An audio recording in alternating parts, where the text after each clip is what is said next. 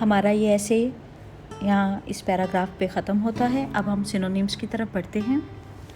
That एहसानमंद होना, ममनू होना किसी का, gratefulness, thankfulness, sense of obligation, disregard, सिला ना देना, इंसल्ट करना, ह्यूमिलिएट करना, डिसक्रेडिट कर देना, किसी किस्म का क्रेडिट ना देना। ड्रिल, मश्क, प्रैक्टिस, रिहर्सल, ट्रेनिंग और एक्सरसाइज इसके सिनोनिम्स हैं। पार्स, ग्रामर के लिहाज से बयान करना और पहचान करना। Break down to components, explicate, interpret, to describe grammatically. Pithy, मुख्तसर, short, to the point.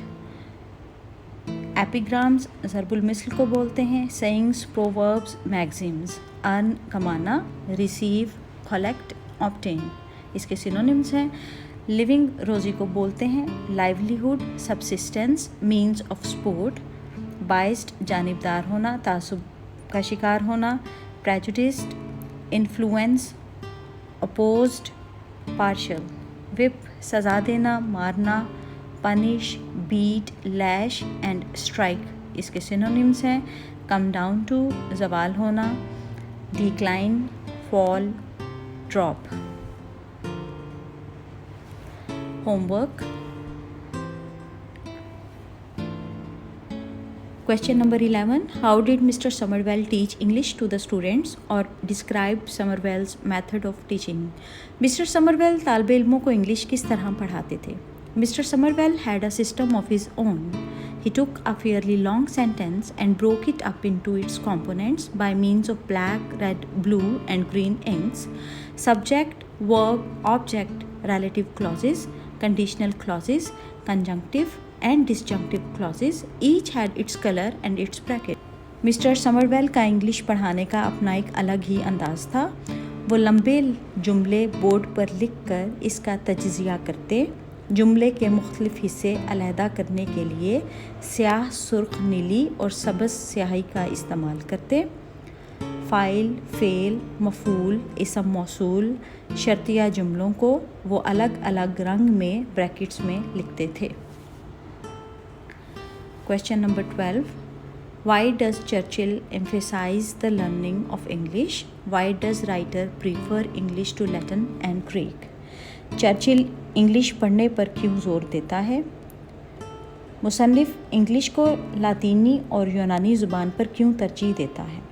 Churchill emphasizes the learning of English because it is their national language. It is more important than Latin and Greek, which are almost dead languages. The learning of English helps a student in his practical life, so it is more helpful than other languages. Churchill English ज़ुबान सीखने पर इसलिए ज़ोर देता है क्योंकि यह उनकी कौमी ज़ुबान।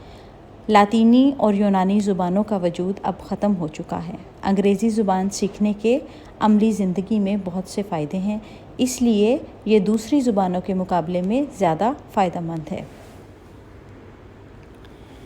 Why did not Churchill feel himself at any disadvantage as compared to those who learnt Latin and Greek? Was studying English a gain or loss for Churchill? In after years, how did the knowledge of English stand him in good stead? Churchill को लातीनी और यूनानी ज़ुबान ना पढ़ने से कोई नुकसान क्यों ना हुआ? अंग्रेज़ी ज़ुबान पढ़ना चर्चिल के लिए फ़ायदा मंद था या बेसुध? अंग्रेज़ी ज़ुबान के इल्म ने चर्चिल को सालों बाद अच्छा मुकाम किस तरह दिया? Churchill did not feel himself at any disadvantage as compared to those who learnt Latin and Greek. He mastered English grammar thoroughly and he considered it a noble thing. This mastery of his national language helped him a lot in his practical life. He became a good writer and afterwards the British Prime Minister.